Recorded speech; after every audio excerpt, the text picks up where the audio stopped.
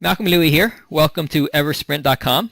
Today we're speaking with Tad McIntosh, the president and CEO of HumCap Recruiting, a fast-growing company that provides recruiting and HR services. We'll be talking today about how he increased his company's revenue 72% from $2.8 million in 2014 to $4.9 million in 2017, and how they are on track to hit $6 million this year. Welcome to the call, Ted. Thank you. So Tad, how did you do it? How did you grow your company's sales so fast?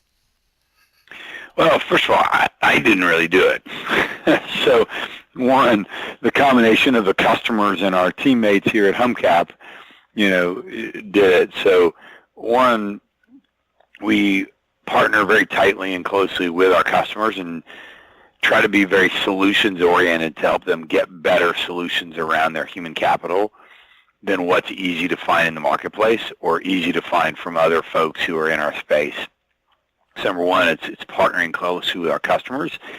Secondly, it's in working in a team-oriented environment as a company where we have really strong values and really strong team orientation within those values to be able to get the best solution for our clients. So it's really a combination of partnering closely with our customers and prospective customers and working hard internally as a team to solve those issues in what I would call is the war for talent out in the marketplace, at least the marketplaces we serve in.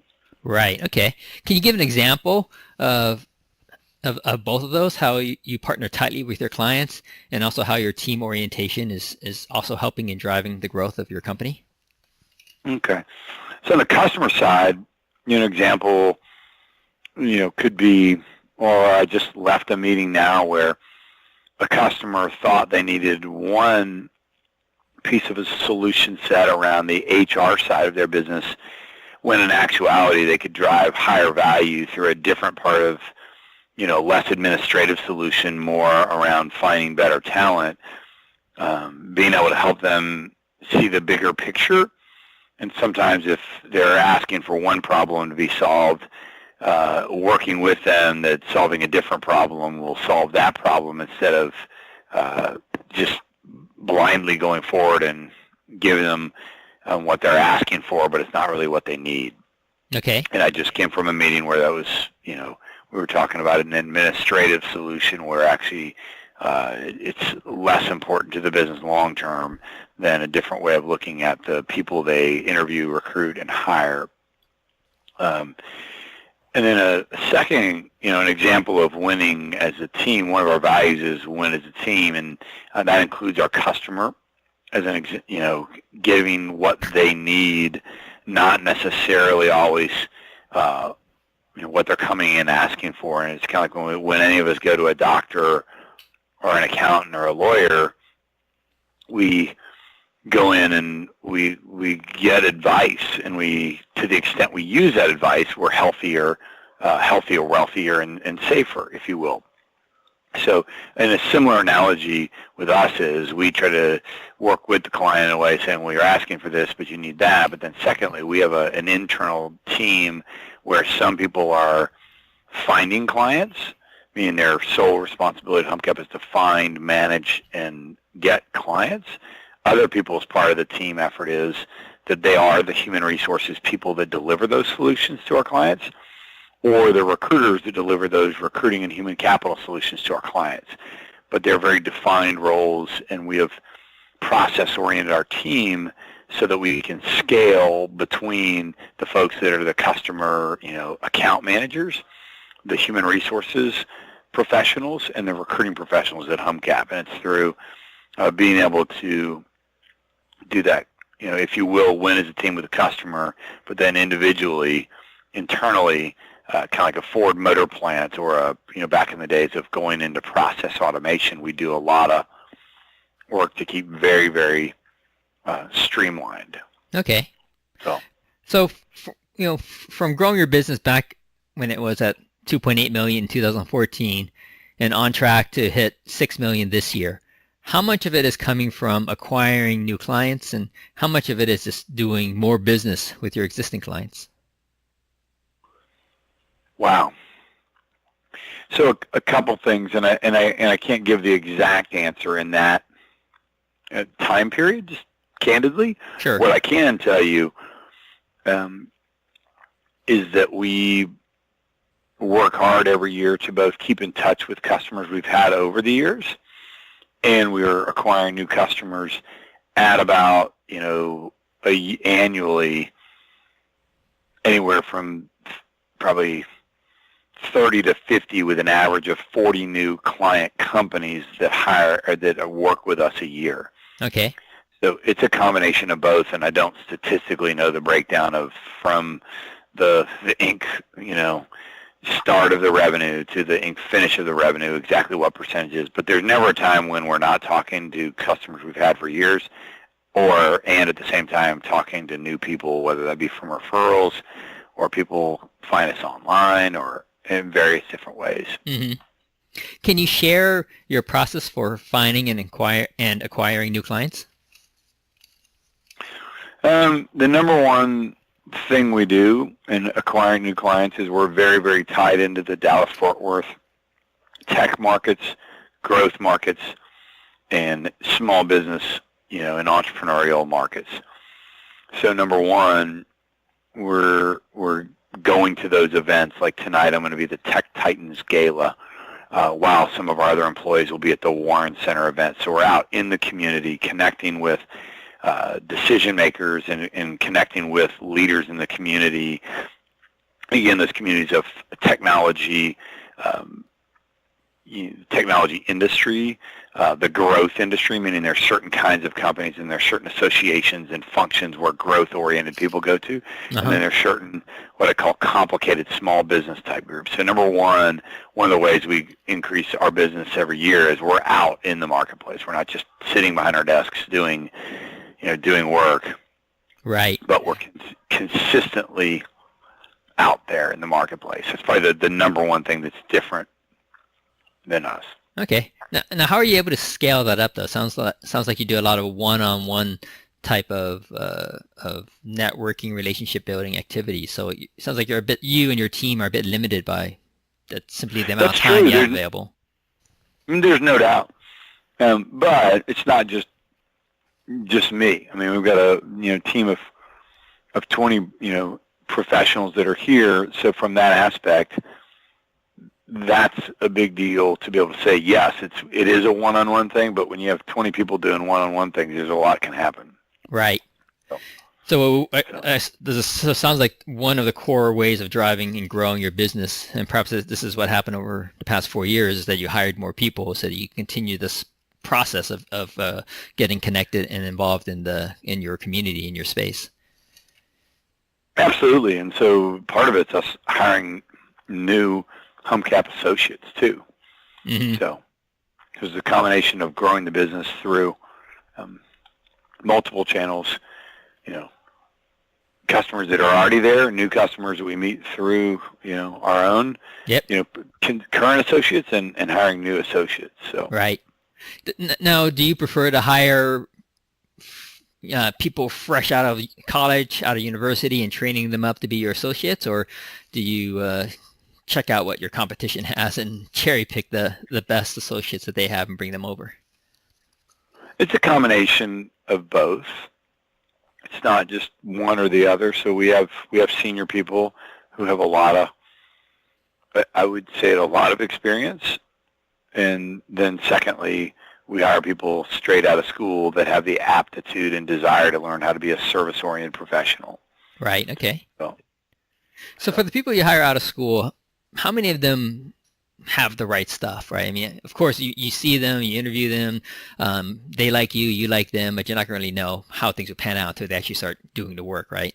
So, with your process and your training, how many of them actually are still in the business 5 years later? Straight out of school, it's a pretty low number, honestly, because some of them come in and they figure out how hard the work is to be in a service-oriented business, and it's a small business, so it's easier to go get a job at, big company USA and sit around and hide in your cube, and go to happy hour than it is to go where you're exposed to real customer problems and you are the solution. Yep. So anyway, it's Okay. it's not that many are left. I'm saying, Right. but I think also our industry has a high degree of turnover too, just no matter what, in both the HR consulting area, and the recruiting area. Right. Is that a challenge that your company has on a regular basis, or have you found that the way you do your work, you have a lower than industry churn rate of your own team?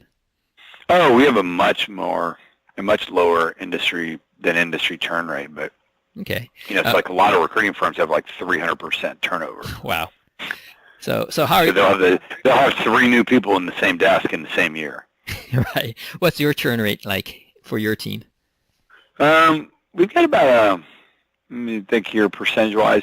We probably have about a 20 to 22% turnover rate. Wow. So we're like, it's pretty low comparatively. And I'm only using, and that 300% is our bad recruiting companies. But Yeah. I'm just saying to you, they're publicly traded and they're highly profitable. If you look at the most profitable recruiting company in the world, and I won't mention their name, they have the highest turnover in the industry. But they're Really? the most profitable ones in the industry too. Yes. Wow. So you've got an MBA from Wharton. Go check who's the perennially the highest profit firm, and then go look at turnover there. Yeah.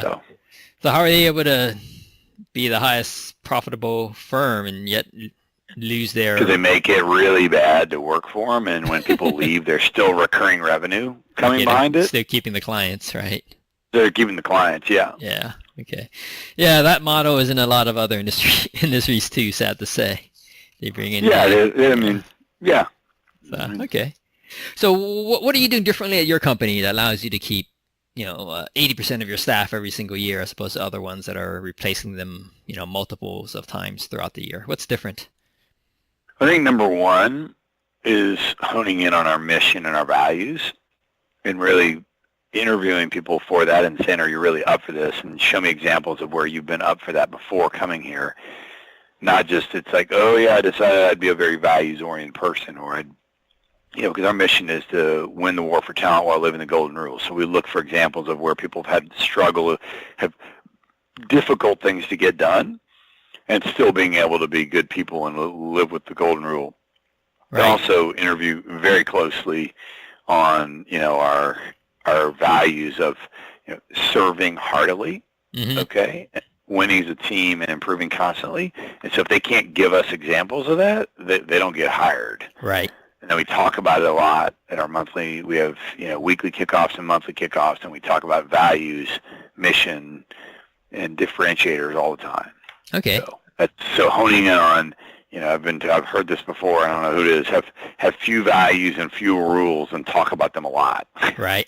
Yeah, it keeps it easier to manage. Right? I mean, it's hard to juggle more than a few things at one time. That's right. I mean, you can look at them in rules of 3. People can't remember more than 3 things at a time. Yeah, I hear you on that one. The ABCs. We didn't all go to Wharton like you.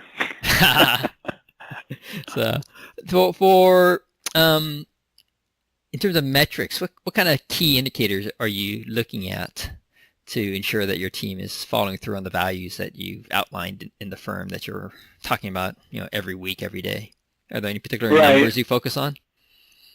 So, on the aggregate math side of fulfilling the mission, we look at a combination of metrics of serving customers where it's a win, meaning we got this project finished or this position filled. Okay. Number one, aggregate numbers of that. Number two, we record and measure the amount of reach outs we have to our old customers and to new possible customers. Okay. And then we actually track our, philanthropic efforts out in the community and how many people are out there, how many times on an annual basis. Okay. So part of our Being Connected program or efforts. Exactly. Or we're being connected and doing, living the golden rule, if you will. Yep. Okay. You mentioned you're tracking the reach out to current clients, past clients, potential clients, which kind of brings me back to another question that I had is you you mentioned before that you work hard in keeping in touch with your clients. What type of processes do you use to keep in touch with the clients? Is it literally FaceTime? Is it getting on the phone? Are you sending them newsletters, helpful content on a regular basis? How are you keeping in touch with your clients? Candidly, it's all the above. It's planes, trains, and automobiles. There's not just one way of transportation, if you will, to get to them. So it's getting in front of them. FaceTime is always valuable. Like literally before our interview here, I was on FaceTime with a customer of many years. So part of it's face-to-face. Part of it is we do have a newsletter, a monthly newsletter, HR newsletter that goes out. Thirdly is we do talk to people on the phone a lot. We have what I call conference meetings on the phone when we have new projects we're taking in. And we do a lot of face-to-face meetings, a lot of project intake meetings over the phone, a lot of communication over email, a lot over social media, just to keep informed about things that are happening that are relevant to our customer base. Mm-hmm. In terms of the internet marketing type activities that you've been doing, how are you tracking the effectiveness? How are you figuring out if it's giving you a good return on your investment? I wouldn't say we do particular internet or social media marketing. We do some. We've got some free Facebook ads or whatever like that. We don't really do LinkedIn advertising per se. So we don't really do that much. We just build big networks and keep up with those networks, to be candid. Right. And candidly, giving good content out. Like if you look at the things before our Inc. 5000 announcement, this gets a lot of press. Like I can go to the update of the status of my update when we did a post on making Inc. 5000. 34,000 views of that post have been done, and growing. Or excuse me, correction, 33,927 views as of this exact second. Wow, nice. So it sounds like you have a good following of your post on LinkedIn. Yeah. So what's the next step to make it on the Inc. 5000 list next year? What's the plan? Candidly, more of the same and more process. Continue to grow. We have more people. With more people, you need to have the process needs to be just as, if you will, ingrained in a bigger team is harder than a small team. Yeah. Well, making it on the Inc. 5000 list, I think you've done it. Let me see. I wrote down my notes here. You've done it 7 times now since 2007. It gets harder and harder every year, right? Because you have to have fantastic growth every single year, and as you get bigger, it becomes more challenging, right? Yeah, that's exactly right. Yeah. So what changes, how, do you foresee that this coming year or even in the next couple of years, they're going to have to change how you do things in order to continue the growth that you've been experiencing? We're getting our focus groups and our team groups in smaller, tighter teams. In other words, less generalization, more specialization, and I would say it's more process, continued high touches to the customer and prospective customer area. So it's really a combination of growing in specialization, increasing in process, and continuing high volume, customer contact. Right. Okay. Now, in terms of growing your revenue, right, we talked about growing your revenue by getting more new customers, new clients. We talked about doing more business or continuing to do business with your current clients.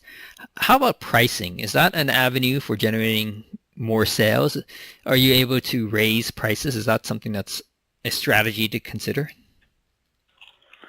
Yeah, it is. It's difficult to do because people tend to think of human capital industries as a commoditization.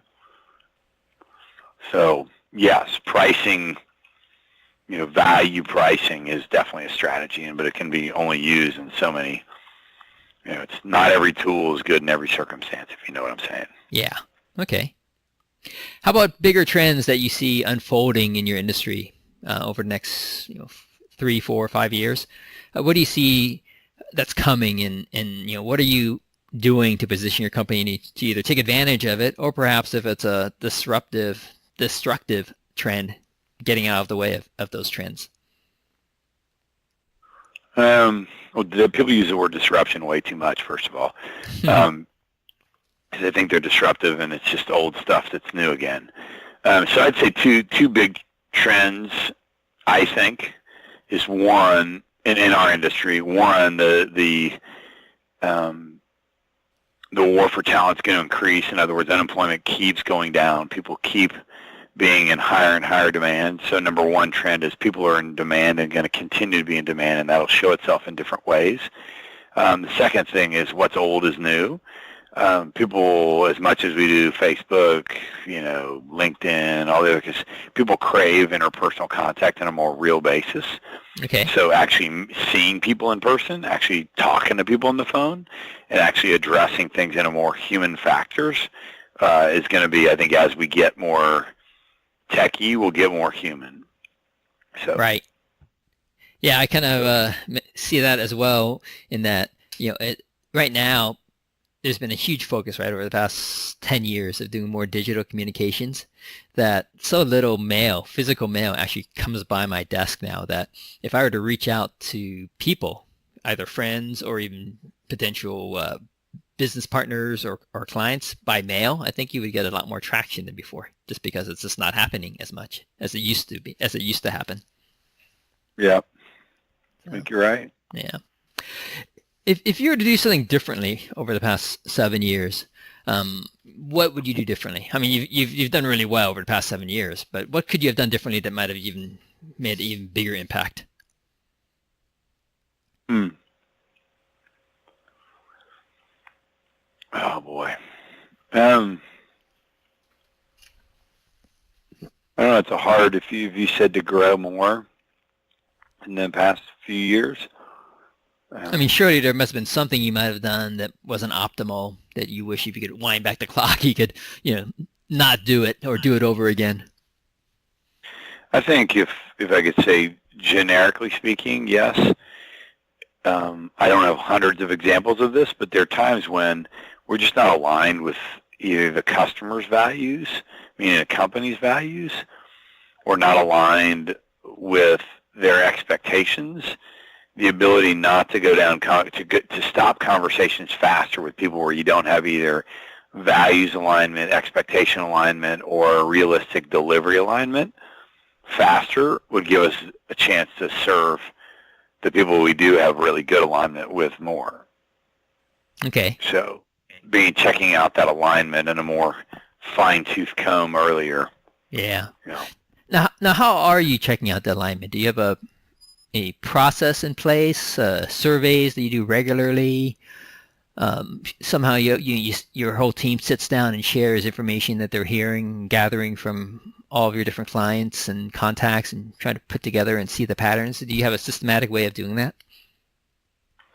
It's really not that systematic, candidly, but it's hard to, it takes a lot of judgment. Yeah. Because we have fairly honed-in values. But when you tell people, hey, these are our values, everybody says, oh, I'm great with that. Oh, yeah, we're the same. Well, yeah. It's saying it and doing it are two different things. Yeah. Yeah. I had an interesting... See, in our current, the last 20 years here, sure, we get worse and worse leaders who say and do two different things, So it's just tough to... So I joke with folks and say, I'm not really from Missouri, but I'm from the show me stage. Show me. Right. So a conversation I had with a different group of colleagues, we talked about how do you assess the attitude of a person during an interview process, and people know what kind of answer you're looking to hear, right? And I know that hiring right's a core of your success. What are the key questions that you ask, or that really help you really get a good sense of the person's attitudes and values? The things that you might be able to pick up that isn't necessarily spoken, right? Because anyone who preps for the interviews know the likely questions and they have their stock answers in place, right? How do you really get down to the core of their values and attitudes? Right. I think it's doing behavioral-based interviewing and looking for examples.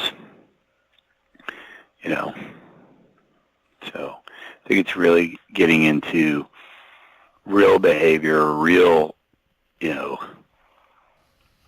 able to really ascertain behavior versus statements. Right. And digging deep into examples of what people say they've done. Right. And be able to stay in a fairly uncomfortable position with the person. So, and ask a question and let silence rule. Right. All right. Well, I'll be sure not to leave too many periods of silence in our conversation here. So, well, I'm comfortable with silence. Yeah. It does have a sound. There's a song about it, The Sound of Silence. Yes, a classic song. So. Mm-hmm. So Tat, for the listeners of this interview, if they're keen on doing business with HumCap, what's the best way for them to get in touch with your team? I think the easiest way, if they don't already know us or know an associate at HumCap, would be to, email us at, info@humcapping.com, mainly because it's an easy way to get to us, and we have a lot of calls and a lot of emails always going, and we'll surely get back with them to try to see how we can help, or if we are a help or ability to be in alignment. So. Right. And you do work with clients, not necessarily just in the Dallas-Fort Worth area. You can go nationwide as well. Oh, absolutely. We have global clients. We have clients all over the world. So, Fantastic. Well, thanks so much for sharing your insights today, Ted, on how you grew your business so fast. I really appreciate it. Absolutely. Thank you for your time. We've been speaking with Tad of HumCap about how he grew his business so fast over the past 4 years. To listen to other interviews with other fast-growing companies, or to learn how we can help you increase your high-ticket sales through automation, visit eversprint.com.